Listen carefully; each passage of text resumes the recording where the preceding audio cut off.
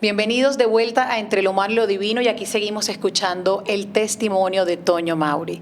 Y nos quedamos en esa parte cuando descubren que están con COVID. La primera prueba sale negativa, pero la segunda, lastimosamente, sí dice que están positivos y empiezas a sentir los síntomas. Así es. Terminas llegando al hospital, pensando que quizás eso iba a ser una salida el mismo día, quizás de esa emergencia, pero resulta que no es así. Y empieza todo un proceso de asimilar todo lo que te estaba sucediendo en ese hospital, porque no era una estadía normal. Tú estabas en medio de un aislamiento, algo que era, nadie lo había vivido antes acá, y me imagino yo lo que tú pensabas en esos momentos cuando veías entrar y salir camillas del hospital y tú ahí solito, sin tu familia, sin contacto con los demás. ¿Qué pasaba por la mente de Toño Mauri en esos momentos? Y ¿cuál quizás era alguna práctica o algo que te reconfortaba para poder estar un poco más tranquilo en medio de la soledad? Pues mira, había mucha confusión. La confusión porque efectivamente es lo que tú dices, ¿no? No sabes a dónde vas, no sabes en dónde estás de repente. Sabes por qué estás ahí, pero no sabes realmente qué va a pasar. O sea, empiezas a entrar a un mundo que pues es una incógnita. La verdad es que no te lo imaginas, ¿no? Yo lo que hago al entrar es encomendarme a Dios, como yo lo venía haciendo desde siempre, desde el principio. Pero ya cuando entro al hospital, realmente me puse en sus manos y le dije, Señor, no estoy solo, estoy contigo. Y la verdad, llegué a decirle, tengo miedo. O sea, tengo miedo porque no sé qué va a pasar. Y estoy viendo que yo ya era parte de todo lo que yo había escuchado que pasaba. O sea, yo ya estaba dentro de un hospital, que era cuando yo pensaba que jamás iba a llegar al hospital. O sea, yo pensé que sí estaba contagiado, pero que en mi caso iba a ser de 2 o 3 días, ¿no? Pero ya cuando te ves en el hospital y te ves qué realmente está pasando, pues ya viene ahí el problema. Y sobre todo el aislamiento. El aislamiento es muy duro porque dejas a tu familia atrás, ¿no? En el momento que entras al hospital, en ese momento te quedas solo. Cero contacto. Es una soledad. O sea, ahí tu familia se queda. Yo alcanzo a verlos cuando ya estoy entrando por el pasillo para entrar a urgencias, que pues nunca me imagino que quizás sea la última vez que los vaya a ver, ¿no? Pero ahí empezaba la historia, ahí empezaba todo este trance, ¿no? Como yo le llamo. Y iba a lo desconocido, iba a ver qué iba a pasar, ¿no? Con todas las reservas de lo que significaba, ¿no? Empiezan a suceder cosas maravillosas, y yo digo manifestaciones del Señor en tu vida. Yo leía tu libro y era increíble porque tú dices que te empiezas a dar cuenta de que te da COVID porque pierdes el sentido del olfato. Sí, y justo estando un día en ese hospital, en un momento en el que seguramente estabas atravesando quizás una crisis y te sentías muy solo y me imagino preocupado por la incertidumbre, algo sucede muy especial y empiezas a percibir un aroma. Cuéntale un poquito a la gente qué pasó ese día. Bueno, lo que pasa es que empezamos a un proceso donde, pues obviamente entras a la preparación, ¿no? Los doctores son muy sinceros, se acercan conmigo y me dicen que efectivamente no hay medicamentos que estén comprobados en ese momento que sean efectivos. O sea, que estén comprobados para combatir el COVID. No hay vacunas, no hay nada, porque en ese momento te estoy hablando de que estamos en junio del 2020, o sea, muy al principio de todo, ¿no? Y entonces ellos, al exponerte esto, pues te están diciendo que no hay muchas probabilidades, o sea, no te dan una garantía de nada. Pocas esperanzas. Pocas esperanzas, ¿no? Entonces eres consciente y te das cuenta que efectivamente estás pues, en manos de Dios. Para mí eso era, ¿no? ¿Cuál es el problema que sucede aquí? Yo venía en el proceso del tratamiento del COVID. Y en ese tratamiento las cosas, gracias a Dios, fueron funcionando. El medicamento hizo su función y su labor y pudieron erradicarme el COVID. O sea, llegó un momento donde me dijeron, Toño, ya no tienes COVID. Bueno, pues para mí era librar la batalla y era regresar a casa y era una serie de cosas, ¿no? Desafortunadamente o afortunadamente, así digo yo, se acercaron los doctores conmigo, traían mis radiografías de mis pulmones y me hicieron saber que yo no me podía ir a mi casa porque los pulmones tenían un daño muy, muy severo. O sea, el COVID atacó directamente a los pulmones y prácticamente los deshizo, ¿no? Entonces, eso implicaba quedarme en el hospital. No me podía ir a mi casa. Y no solamente eso, sino entrar a un proceso distinto. Ahora vamos a ver qué va a pasar, porque no tengo pulmones. Y ya llevaba varias semanas ahí. Ya llevaba hace varias semanas ahí. Entonces, las cosas que pasan se empiezan a complicar, porque al no funcionar bien los pulmones, todo se afecta. tu oxigenación es muy mala, tus demás órganos empiezan a fallar y entonces entras en otro proceso de salud. O sea, ya todo empieza a complicarse, ¿no? Y efectivamente eran noches muy largas, solo.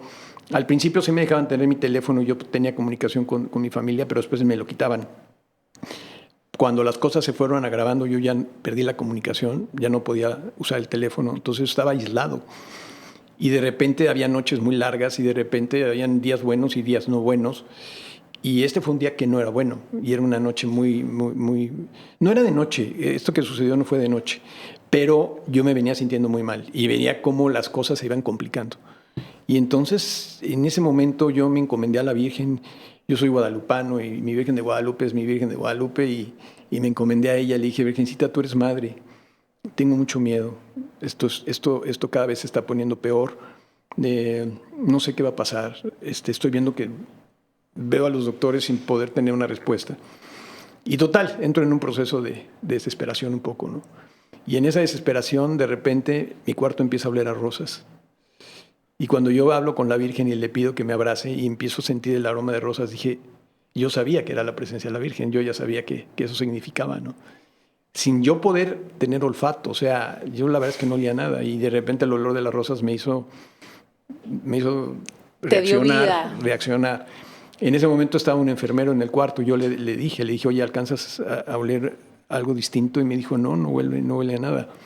Y yo seguía oliéndolo. Entonces, para mí era, la verdad más que todo era sentir esa presencia de la Virgen, era como sentir a mi mamá. Era como decir, sabes que aquí estoy, no te preocupes, nada más quiero que sepas que estoy aquí. Para mí eso fue, porque inmediatamente me vino una paz. Y dije, entonces ya no tengo de qué preocuparme, porque pase lo que pase, ya estoy en manos de la Virgen. Y así fue porque también esto es algo que no dura mucho, dura segundos, pero con eso es suficiente para darte cuenta que efectivamente había esa presencia. Para darte un impulso, Toño. Totalmente, ¿no? Y así pasaron varias veces, ¿eh? Yo trataba de guardar lo más posible la calma, pero en esas situaciones es muy difícil guardar la calma. Son noches muy largas, solo, en donde tu mente está pensando, no puedes dormir, medicamentos, ruidos. O sea, sí, no me puedo imaginar. Y muy largo. Para esto yo llevaba pues, casi más de un mes en el hospital. Y el hecho de no tener comunicación con mi familia, pues eso para mí era realmente muy difícil. Claro. Era lo que yo necesitaba, ¿no? Pero ese tiempo y eso lo cambiaba con la oración.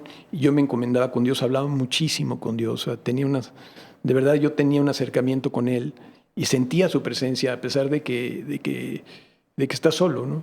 Pero se siente mucho la presencia, y la presencia de Él se siente cuando tú realmente estás en un caso así y sientes la paz, a pesar de esa gravedad y de todo lo que sabes que tienes, pero estás en paz.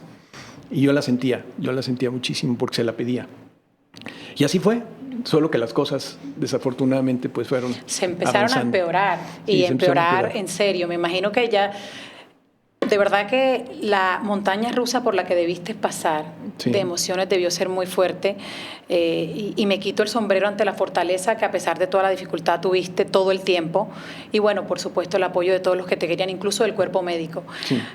Aquí la cosa ya se empieza a poner mal, una sí, tarde, noche te empiezas a complicar ya seriamente y es cuando viene esta sensación de que ya realmente no puedes respirar y que el oxígeno que tienes no es suficiente. Sí, no, ya. Y es entonces cuando los médicos se te acercan a decirte, bueno, esta es la posibilidad, tenemos que intubarte. Sí.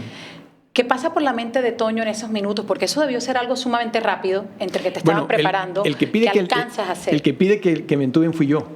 O sea, los doctores no... Yo lo que pasa es que empecé a ver movimientos en mi cuarto y yo sabía que algo ya estaba fallando. Y yo ya no podía, yo me sentía fatal. Y cuando yo vi esa cantidad de gente entrando y saliendo y viendo los equipos y entre ellos pues, sí, se les veía, revisando y conversando. Yo dije, esto ya realmente llegó a un punto crítico, por decirlo así, ¿no? O sea, ya. Y entonces en ese momento yo pido que me intuben. Le digo al enfermero, por favor, avísele al doctor que yo quiero que me intuben en este momento, porque yo veía venir lo que iba a pasar, ¿no? Y entonces sí, rápidamente vino el doctor y me dijo, sí, estoy totalmente de acuerdo, vamos a entrar en ese proceso porque ya lo necesitas. Pero los doctores son doctores y siempre te dicen la verdad, ¿no? Hubo un doctor que que al yo solicitarle eso me hizo ver que el entubarme era la antesala de la muerte, y me lo dijo de esa manera, ¿no? Me dijo: Toño, nada más quiero que estés consciente que esta puede ser el último momento, ¿no? No sabemos qué va a pasar. ¿Y qué hiciste Entonces, ahí? lo primero que hice fue pedir mi teléfono para despedirme de mi familia, porque si yo iba a entrar a ese proceso, pues yo sí quería despedirme de ellos y, bueno, tener por lo menos un último momento de escucharlos, por lo menos, ¿no?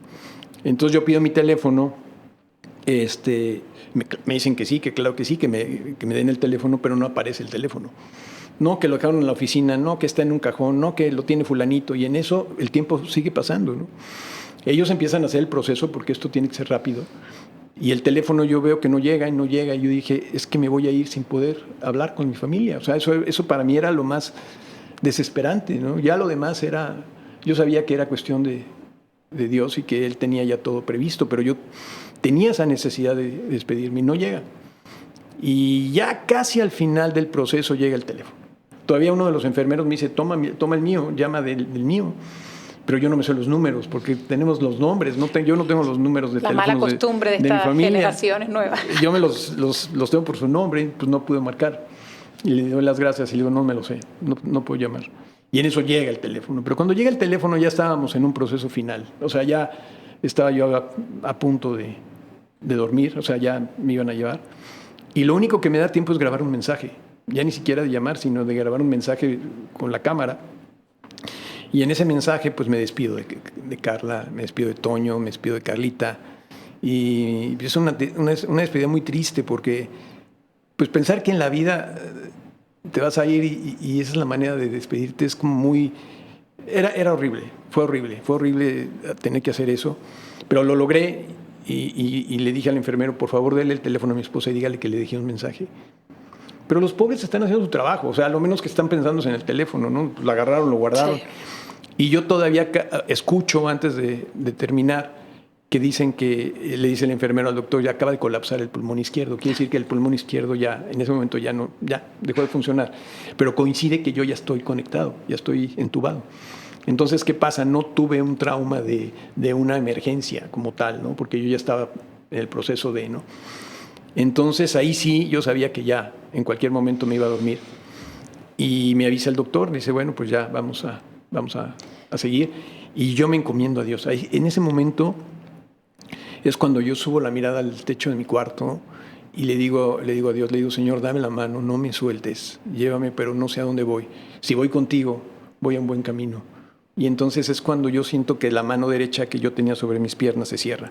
Y cuando se cierra mi mano y yo me doy cuenta cómo se cierra, sentí la presencia de Dios. Dije, es Dios que me está diciendo, sí, aquí está, y aquí está mi mano. Y así empieza todo. Ahí es cuando yo siento que digo, no sé a dónde voy, pero voy bien acompañado, ¿no? Se me pone la piel chinita de verdad de imaginarme esos segundos, la angustia, como tú dices, de no poder despedirte, y todavía veo en tus ojos te lo juro que te puedo imaginar, y me da, de verdad que me conmueve porque yo, que soy madre, también no podría imaginarme estar en tus zapatos en ese momento, pero vuelve Dios y se manifiesta y te agarra esa manito y te sigue sosteniendo durante todo el proceso. Has hablado mucho de este testimonio en otros lugares, y la gente a veces no dimensionamos lo grande que pasa. O sea, médicamente hablando, los pronósticos de tu situación eran de verdad muy desafortunados. O sea, entras en un coma por casi 4 meses. Correcto. Pero además de eso tienes 4 crisis muy grandes, Correcto. 2 hemorragias súper complicadas, y padeces también de 2 infecciones de la sangre súper complejas. Sí. Te tienen que conectar a una máquina ECMO por una cantidad de tiempo que se supone no debía ser usada sino por máximo 2 meses. Sí, son máquinas artificiales. Llegas casi a 4 meses con esta máquina. Correcto. O sea, era Dios llevándote de la mano y tratando de sacarte de cada una de esas tribulaciones que estabas enfrentando. Pero además de eso, estaba fuera librándose otra batalla, porque en ese momento tú estabas dormido, Toño, y yo sé que estabas luchando en tu subconsciente por salir adelante, pero afuera estaba tu familia. Sí. Una pieza fundamental de tu vida, como tú lo dices, crucial para ti, tu esposa, como tú la llamas, el ángel de tu guarda, que estuvo todo el tiempo ahí, recibiendo y sirviendo de mediadora es que la situación de ella era bien complicada y tratando de sostener a la familia y transmitir el mensaje de la mejor manera posible para tu madre, tus hermanas, los chicos. Entonces se libraba otra batalla afuera.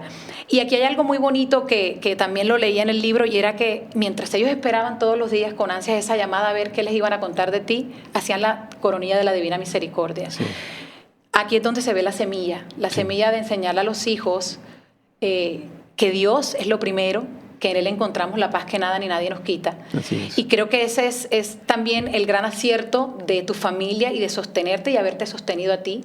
Fue la oración. Así es. Entonces pasa también algo muy particular, porque Carla, yo sé que no paró un segundo y empieza a buscar a alguien que te haga la unción de los enfermos. Un sacerdote empieza a llamar a todos lados, pero al final sucede algo muy, muy especial. ¿Le puedes contar a la gente qué pasa cuando estaban tratando de...? Bueno, lo que pasa es que en este proceso del coma se convierte en un coma muy largo por lo mismo que tú comentaste. O sea, empiezan a haber situaciones donde no me pueden sacar del coma porque se presentaba un problema, ¿no? Y entonces era un problema tras otro y de repente ese problema se podía liberar, pero venía otro, y así cuando vienes a ver pasaron los 4 meses, casi 4 meses. Y esto hizo que el coma fuera demasiado largo, o sea, demasiado desgastante para cualquier cuerpo, que en el caso mío, pues obviamente conectado a una máquina artificial, que es la máquina del ECMO, pues son tubos de plástico que de alguna manera hacen la función que tienen que hacer, pero no para hacerla tanto tiempo. Y esto ocasionaba infecciones, y esto ocasionaba una serie de cosas. Total, que una noche le hablan a Carla para decirle que yo estaba totalmente desestabilizado, no había forma de estabilizarme, y que ellos ya habían hecho todo lo médicamente posible y ya no había nada más. Entonces le hablaban para decirle, señora, su esposo está a un par de horas de morir. Le hablamos obviamente para que ustedes se preparen. Hicimos todo lo posible. Entonces en ese momento, pues Carla, lo único que le queda es pensar, y qué bueno, porque lo piensa en ese momento, decir, oye, me gustaría que le pusieran la unción a Toño antes de que muera, ¿no?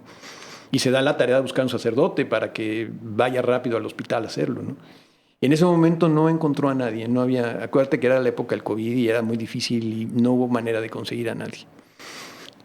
Carla estaba con Toño, mi hijo, y entre los dos, pues obviamente pues, existía esa tristeza de no haberlo logrado.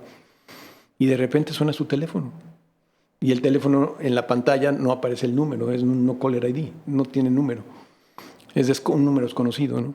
Entonces ella contesta y es una voz que le dice, habla el padre Roberto, hablo de la Arquidiócesis de Miami, me dijeron que usted está buscando un sacerdote que le dé la unción a su esposo.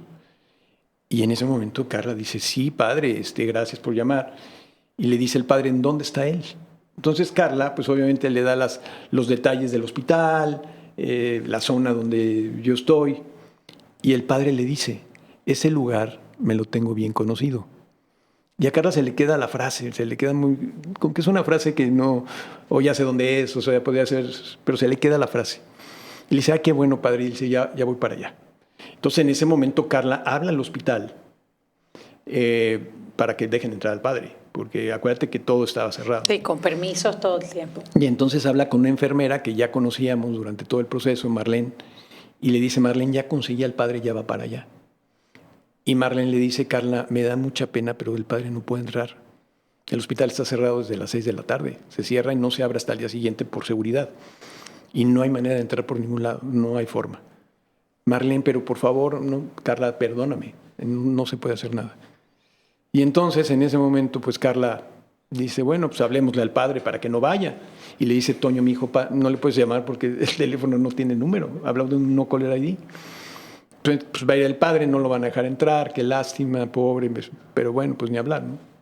Total, pasan un par de horas y vuelve a sonar el teléfono. Señora, habla el padre Roberto para decirle que ya estuve con su esposo, ya le puse la unción. Su esposo está en el cuarto del lado izquierdo, su cama es la del fondo, en su cama tiene su rosario, tiene una imagen del Sagrado Corazón. O sea, le da todos los detalles a Carla para que sepa que él sí efectivamente estuvo ahí. Y entonces Carla, pues obviamente ya... Y Carla y Toño, pues en ese momento sienten como una paz de decir, bueno, por lo menos pudieron ungir a Toño, ¿no? Y pues nada, pasa la noche, esperando en cualquier momento la noticia fatal. Y a las 6 de la mañana llama el doctor y le dice, señora, le hablo para decirle que su esposo no solo pasó la noche, sino que está reaccionando y no sabemos por qué porque la verdad es que nosotros ya no hicimos nada. Pero bueno, lo importante es que que va para arriba, ¿no? Entonces, pues eso le dio una felicidad enorme a Carla y a Toño, porque obviamente ellos saben que esa unción tenía su sentido y pues estaban muy contentos, ¿no? Muy, muy contentos. Entonces, Carla en ese momento pues llama a Marlene, la enfermera, para darle las gracias de que dejaba entrar al padre, sabiendo que era imposible, ¿no? Y entonces cuando habla con Marlene, le dice Marlene, Carla, aquí no vino ningún padre anoche.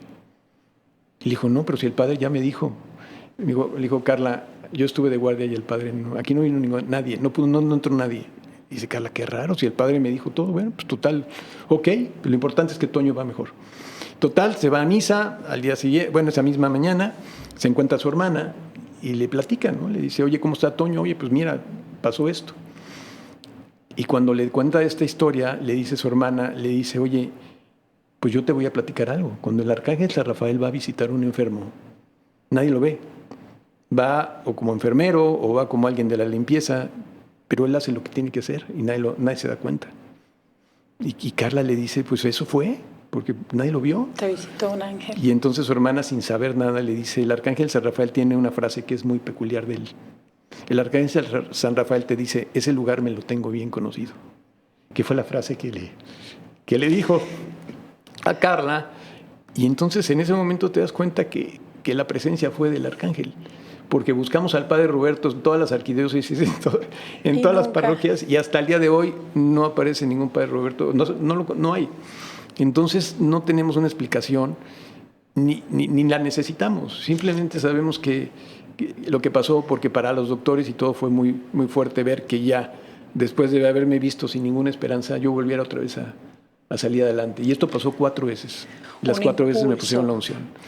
Mira, aquí es la voluntad de Dios y nada más. O sea, la medicina llega hasta un punto donde, pues gracias a los doctores y gracias a la medicina, pero la verdad rige todo esto es Dios. Y Dios es el que pone lo que necesitas.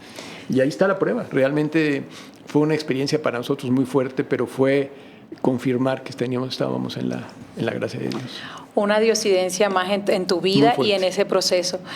Sin embargo, pasa un tiempo y, bueno, luego despiertas de ese coma, casi 4 meses. Casi 4 meses. Con un deterioro muy grande, físicamente.